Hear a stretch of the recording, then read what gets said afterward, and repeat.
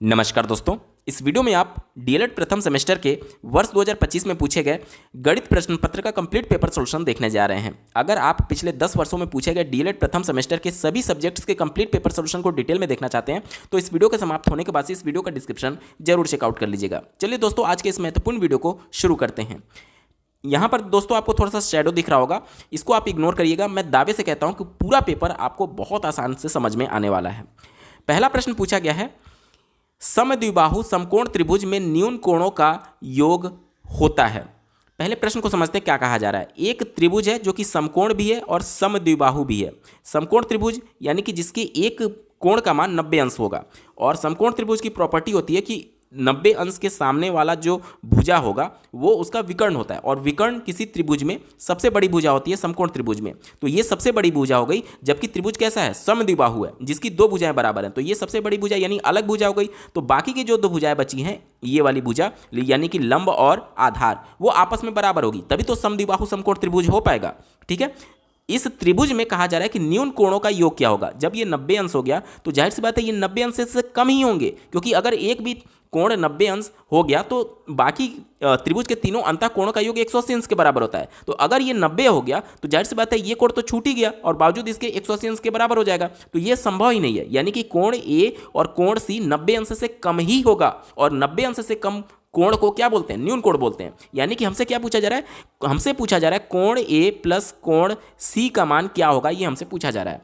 देखिए, त्रिभुज की प्रॉपर्टी ये कहती है कि तीनों अंतः कोणों का योग जो होगा वो 180 अंश के बराबर होगा। यानी कोण ए प्लस कोण बी प्लस कोण सी का मान कितना आएगा, 180 अंश, और कोण बी का मान हमें कितना दिया गया है, ये चूंकि एक समकोण त्रिभुज है यानी कि कोण बी का मान 90 अंश है। तो कोण ए प्लस कोण सी बराबर क्या लिख सकते हैं हम लोग, 180, और कोण बी इधर आकर के पक्षांतर होकर के यहाँ पर घट जाएगा, और कोण बी का मान कितना है, 90 अंश है। यानी कि कोण ए प्लस कोण सी का मान कितना आ गया, 90 अंश आ गया। यही तो हमसे पूछा जा रहा है। देखिए, न्यून कोणों का योग पूछा जा रहा है, न्यून कोण का मान नहीं पूछा गया, न्यून कोणों का योग पूछा गया है। तो पहला न्यून कोण ये और दूसरा न्यून कोण ये, और इन दोनों का योग कितने के बराबर है, 90 अंश के बराबर है, जो कि विकल्प नंबर 2 में दिया गया, ऑप्शन नंबर 2 90 अंश इसका बिल्कुल सटीक उत्तर हो जाएगा। चलिए बढ़ते हैं अगले प्रश्न की तरफ। दूसरा प्रश्न पूछा गया है, देखिए यहाँ पर एक संख्या दी गई है 2515। ठीक है, संख्या क्या है, 2515। कहा जा रहा है कि 5 के स्थानीय मानों का अंतर बताइए। तो पहला 5 ये है और दूसरा 5 ये है, और इनके स्थानीय मान का अंतर हमें बताना है। तो इस वाले 5 का स्थानीय मान अगर हम लोग निकालें तो क्या करते हैं हम लोग, पहले जो संख्या दी गई है उसको एज इट इज उतार लीजिए, और इसके बाद जितने अंक हैं, देखिए ये पहला अंक, ये दूसरा अंक, जितने अंक आ रहे हैं उतने जीरो आप लगा दीजिए। तो पहले 5 का, ये वाले 5 का स्थानीय मान 500 हो गया, और दूसरे 5 का, ये वाले का स्थानीय मान कैसे निकालेंगे, तो सिंपली हमें क्या करना है कि जो संख्या दी गई है उस संख्या को उतारते हैं, और इसके आगे जितने जीरो लगे हैं, जितने अंक हैं उतने जीरो लगा दीजिए। तो इसके आगे कितने अंक हैं, एक भी अंक नहीं है, यानी इसके आगे अब हम एक भी जीरो नहीं लगाएंगे। ठीक है, और क्या कहा जा रहा है, दोनों 5 के स्थानीय मानों का अंतर बताना है, तो हमने घटा देना होगा। तो 10 में से 5 जाएगा 5, यहाँ 9 बचा और यहाँ पर 4 बचा, 495 हमारा सही जवाब हो जाएगा, जो कि ऑप्शन नंबर 4 में दिया गया। ऑप्शन नंबर 4 495 इसका बिल्कुल सटीक उत्तर हो जाएगा। चलिए बढ़ते हैं अगले प्रश्न की तरफ। पूछा गया है, यहाँ पर देखिए एक भिन्न दिया गया है, 3/5 को प्रतिशत में कन्वर्ट करने पर क्या मान आएगा। देखिए, किसी भी भिन्न को या फिर किसी भी संख्या को प्रतिशत में कन्वर्ट करने के लिए सिंपली उसमें 100 से मल्टीप्लाई कर देते हैं। तो 5 से इसको काटेंगे तो 20 बार में जाएगा, और 20 तिहाई 60, यानी कि प्रतिशत में कन्वर्ट करने पर कितना आएगा, 60%, जो कि किस विकल्प में दिया गया है, देखिए आप अपने स्क्रीन पर देख पा रहे होंगे, थोड़ा सा ये ऑप्शन नंबर 3 में दिया गया 60%, इसका बिल्कुल सटीक उत्तर हो जाएगा। ठीक है, थोड़ा सा शैडो आ गया, बाकी मैं उम्मीद करता हूँ चीज़ों को आप समझ पा रहे होंगे। ठीक है, चलिए अगला प्रश्न देख पा रहे होंगे आप अपने स्क्रीन पर, चौथा नंबर। यहाँ पर एक व्यंजक दिया गया 3a + 2b + 5 माइनस ब्रैकेट में दिया गया 2a - 3b + 2 को सरल करने पर क्या मान प्राप्त होगा। तो चलिए इसको ब्रैकेट को ओपन करते हैं। तो पहला ब्रैकेट को अगर हम लोग लिखें तो क्या लिख सकते हैं, 3a + 2b + 5, और इस माइनस का अंदर ब्रैकेट में गुणा करेंगे तो क्या आ जाएगा, -2a प्लस का 3b और माइनस का 2। तो यहाँ पर देखिए एक 3a यहाँ पर है और माइनस का 2a यहाँ पर है, तो 3a में से 2a घटेगा तो क्या बचेगा, a बचेगा। यहाँ पर देखिए 2b प्लस में है और यहाँ पर 3b प्लस में है, तो दोनों को जोड़ देंगे तो यानी 5b हो जाएगा, और 5 में से इस 2 को घटाएंगे तो प्लस में 3 आएगा। तो a प्लस 5b+3 किस विकल्प में दिया गया? a plus 5b+3 option number 1 में दिया गया। ऑप्शन नंबर 1 इसका बिल्कुल सटीक उत्तर हो जाएगा। बहुविकल्पीय का अंतिम प्रश्न आप अपने स्क्रीन पर देख पा रहे होंगे। पूछा गया है 36 और 42 का महत्तम समापवर्तक क्या होगा? महत्तम समापवर्तक यानी कि HCF हमसे पूछा जा रहा है। तो 36 का अगर हम लोग गुणनखंड देखें तो क्या लिख सकते हैं? 6 गुणे 6। वहीं पर 42 का गुणनखंड अगर हम लोग देखें तो क्या लिख सकते हैं? 6 सत्ते 42 होता है। तो जब भी दो अंकों का HCF पूछे तो दोनों में जो कॉमन गुणनखंड आ रहा है वही हमारा HCF होता है। तो इन दोनों में कॉमन क्या है? इन दोनों में कॉमन केवल और केवल 6 आ रहा है। तो ऑप्शन नंबर 2 में देखिए 6 इसका बिल्कुल सटीक उत्तर हो जाएगा। ऑप्शन नंबर 2 6 सटीक उत्तर है। चलिए अब बढ़ते हैं अति लघुत्तरीय प्रश्न की तरफ। अति लघुत्तरीय प्रश्न में पहला प्रश्न आप अपने स्क्रीन पर देख पा रहे होंगे। दिया गया है -7/25, उसके बाद भाग दिया गया है 4/5 और प्लस दिया गया है 2/5 को सरल कीजिए। तो ये जो भाग है इसको हम लोग एज इट इज अगर लिखना चाहें तो कैसे लिख सकते हैं? -7/25 बटे 4/5 और प्लस का 2/5। ठीक है, तो देखिए इसका ऊपर गुणा हो जाता है और इसका यहाँ पर गुणा हो जाता है। ठीक है, तो क्या हो जाएगा? -7 × 5 बटे 25 × 4 और प्लस का 2/5। इस 5 से इसको काट देंगे तो 5 बार में जाएगा। तो ऊपर क्या बचेगा? -7/20 बच जाएगा। -7/20 और प्लस 2/5। यहाँ पर अगर हम लोग एलसीएम लेने जाएं तो क्या एलसीएम आएगा? 20 आएगा। और यहाँ पर -7 और यहाँ पर 4 दूनी 8। तो यहाँ पर 1/20 इसका बिल्कुल सटीक जवाब हो जाएगा। क्या उत्तर आएगा? 1/20 सही उत्तर हो जाएगा। ठीक है, अगला प्रश्न पूछा गया है वृहत कोण किसे कहते हैं? तो एक ऐसा कोण जिसका मान 180 अंश से ज़्यादा हो लेकिन 360 अंश से कम हो, उसे हम लोग वृहत कोण कहते हैं। यानी कि थीटा का मान 180 अंश से ज़्यादा होगा लेकिन 360 अंश से कम होगा। ये कोण कैसे बनता है मैं आपको बना करके दिखाता हूँ। देखिए मान लीजिए ये इस तरीके का कोण बना, तो ये वाला जो कोण है, क्योंकि अगर ये सीधी रेखा बनती तो ये वाला जो कोण बनता ये 180 अंश का बनता, और 180 अंश से ज़्यादा हमें बनाना है तो यहाँ तक 180 अंश है, ये जोड़ करके 180 अंश से ज़्यादा हो जाएगा। लेकिन क्या होगा? 360 अंश से कम होना चाहिए। तो इसी कोण को मैं यहाँ पर एक बार रब करके आपको दिखा देता हूँ। देखिए इसी कोण को जो 180 अंश से ज़्यादा होगा उसे ही हम लोग बोलते हैं वृहत कोण। ठीक है, चलिए बढ़ते हैं अगले प्रश्न की तरफ। पूछा गया है दो संख्याओं का गुणनफल हमें दिया गया है 1050। कहा जा रहा है कि यदि उन संख्याओं का मौसा यानी महत्तम समापवर्तक 5 है तो उनका लौसा ज्ञात कीजिए। आपने फॉर्मूला पढ़ा होगा, मौसा गुणे लौसा बराबर पहली संख्या गुणे दूसरी संख्या। अब इसी का मान हमें दिया गया है। देखिए दो संख्याओं का गुणनफल ही हमें दिया गया है 1050, यानी कि n1 गुणे n2 की जगह हम लोग डायरेक्ट लिख सकते हैं 1050, और मौसा की जगह पर हमें दिया गया है 5 और लौसा हमें निकालना है यानी कि LCM। तो LCM क्या हो जाएगा? इससे 5 से इसको काट देंगे तो 5 दूनी 10, उसके बाद से 5 एकम 5 और ये 0। ठीक है, तो यहाँ पर क्या हो जाएगा? 210 इसका बिल्कुल सटीक आंसर हो जाएगा। यानी कि यहाँ पर दोनों संख्याओं का लौसा क्या हो जाएगा? 210 सही उत्तर है। अगला प्रश्न पूछा गया है एक आयताकार खेत का क्षेत्रफल 120 वर्ग मीटर दिया गया है। यदि खेत की लंबाई 40 मीटर है तो चौड़ाई ज्ञात कीजिए। अब आयताकार खेत का जो क्षेत्रफल होता है वो क्या होता है? लंबाई गुणे चौड़ाई होता है। लंबाई गुणे चौड़ाई इसका एरिया होता है। ठीक है, यानी कि क्षेत्रफल। तो क्षेत्रफल हमें कितना दिया गया है? 120 वर्ग मीटर दिया गया है, और इसकी लंबाई यानी लंबाई L की जगह पर कितना हम लोग को रखना है? 40 मीटर। तो इसकी चौड़ाई यानी कि B का मान हमें पूछा जा रहा है, तो 4 से इसको काट देंगे तो 3 बार में जाएगा, यानी कि इसकी चौड़ाई कितनी हो जाएगी? 3 मीटर हो जाएगी। सही, ठीक है। ऑप्शन ये ऑप्शन वाले प्रश्न नहीं है, तो इस तरीके से आपको सॉल्व करके यहाँ पर दिखाना है कि इसका चौड़ाई जो होगा वो 3 मीटर होगा। ठीक है, B का मान 3 मीटर सही जवाब है। अगला प्रश्न पूछा गया है एक गांव की कुल जनसंख्या 2000 दी गई है। कहा जा रहा है कि 15 वर्ष तक की आयु वाले बालकों तथा बालिकाओं की संख्या क्रमशः 30% एवं 25% है। तो बालक और बालिकाओं की संख्या ज्ञात करिए। हमें क्या दिया गया है? गांव की कुल जनसंख्या हमें दी गई है। कितनी दी गई है? गांव की कुल जनसंख्या जो है वो 2000 है। अब कहा यह जा रहा है कि 15 वर्ष तक की आयु वाले बालक और बालिका क्रमशः 30% और 25% हैं कुल जनसंख्या के। तो हमसे ये पूछा जा रहा है कि बालक और बालिका की अलग अलग संख्या ज्ञात कर लीजिए। यानी कि बालक की संख्या क्या हो जाएगी, जो कुल जनसंख्या है 2000, इसका सीधे हमें कितना निकाल देना है, 30%।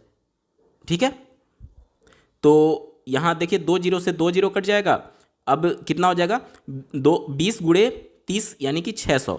यानी कि बालक की कुल जनसंख्या कितनी हो जाएगी, 600 हो जाएगी। और बालिका की जनसंख्या कितनी हो जाएगी, तो बालिका की जनसंख्या हमें क्या दी गई है, कुल जनसंख्या जो कि 2000 है, उसका कितना प्रतिशत था, 25%। देखिए यहाँ पर लिखा गया क्रमशः, यानी पहले बालक का दिया गया था 30% और बालिका का क्रमशः करके 25% दिया गया, यानी 2000 का 25% हमें निकालना है। 2 जीरो से 2 जीरो कट जाएगा और 25 दूनी 50 और 1 जीरो लग जाएगा। यानी कि बालकों की कुल जनसंख्या 600 और बालिकाओं की कुल जनसंख्या 500 सही जवाब हो जाएगा।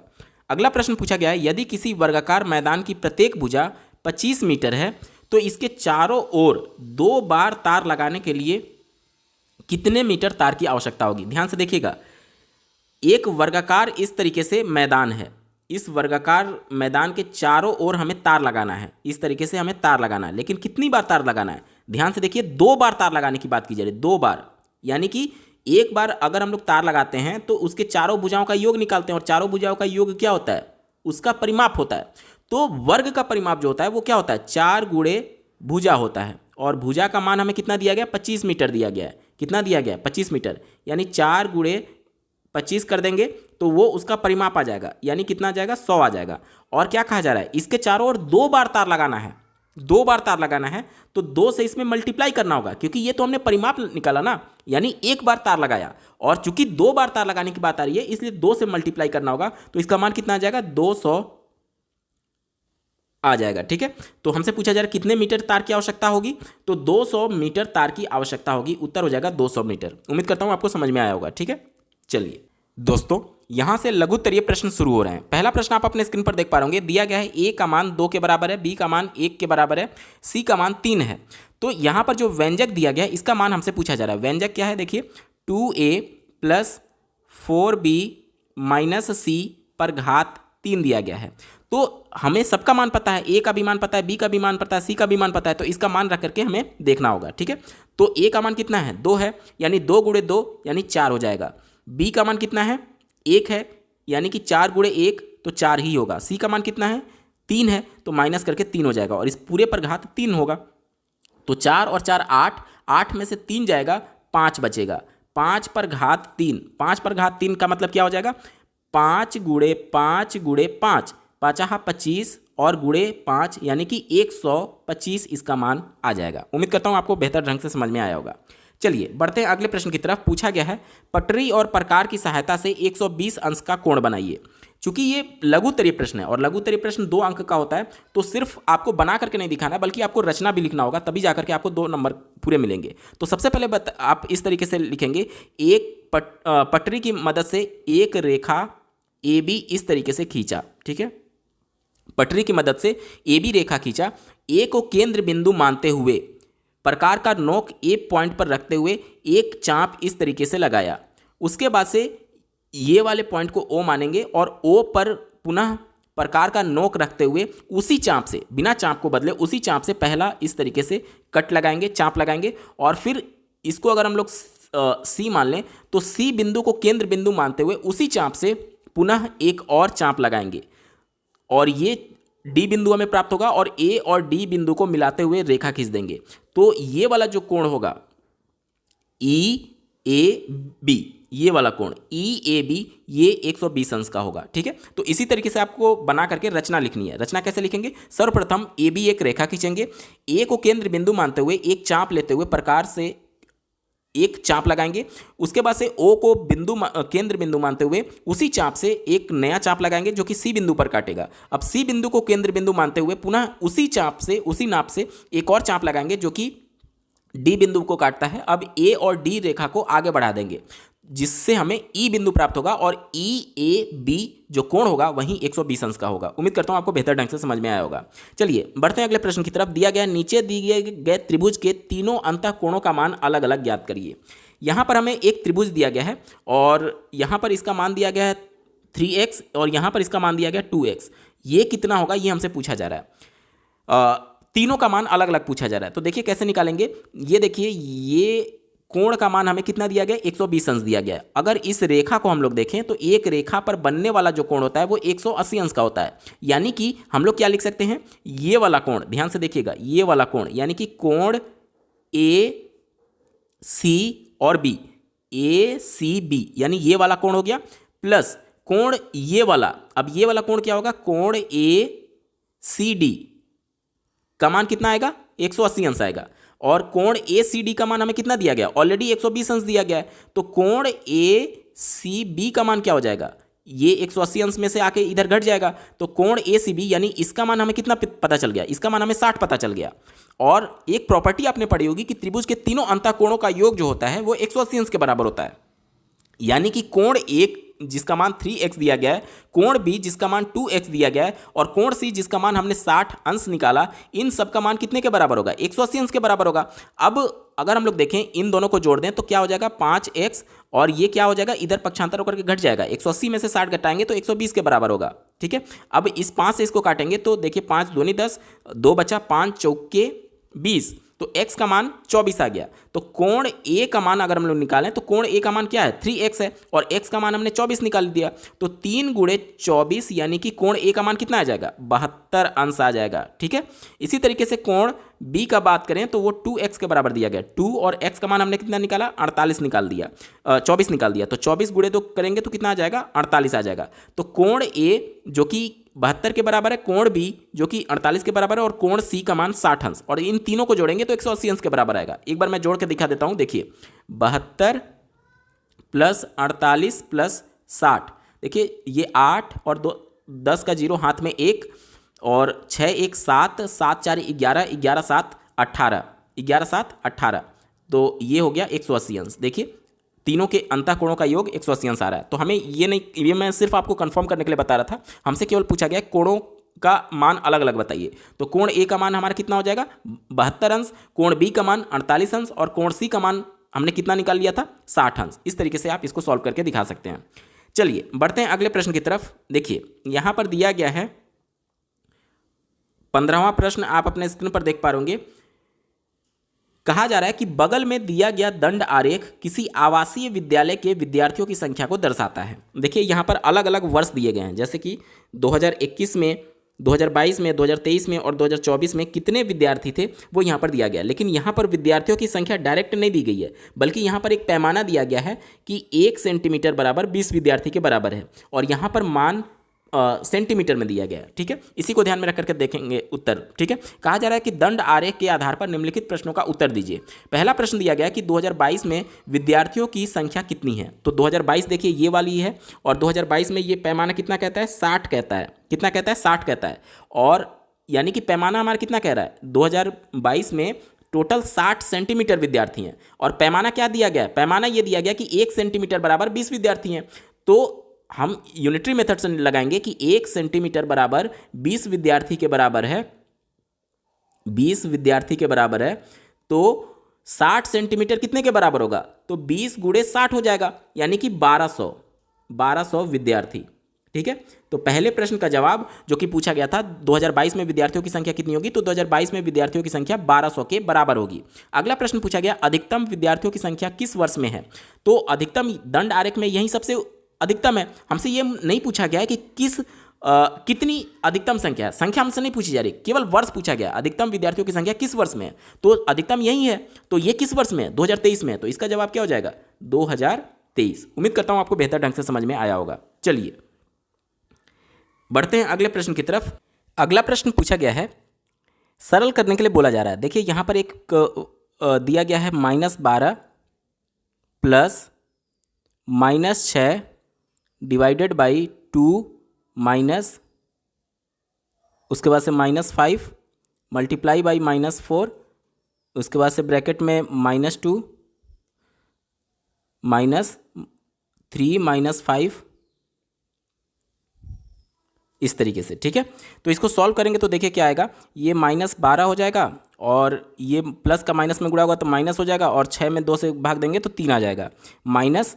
अब यहाँ पर देखिए ये माइनस का 5 है और ये माइनस का 4 है, मल्टीप्लाई करेंगे तो प्लस का 20 हो जाएगा। ठीक है, 20, उसके बाद से यहाँ पर माइनस, और देखिए यहाँ पर 3 में से 5 -5 घटेगा तो -2, और माइनस का गुणा होगा तो +2, तो 2 और 2 4 हो जाएगा। कितना हो जाएगा? माइनस का 4 हो जाएगा। ठीक है, यहाँ तक क्लियर हो गया।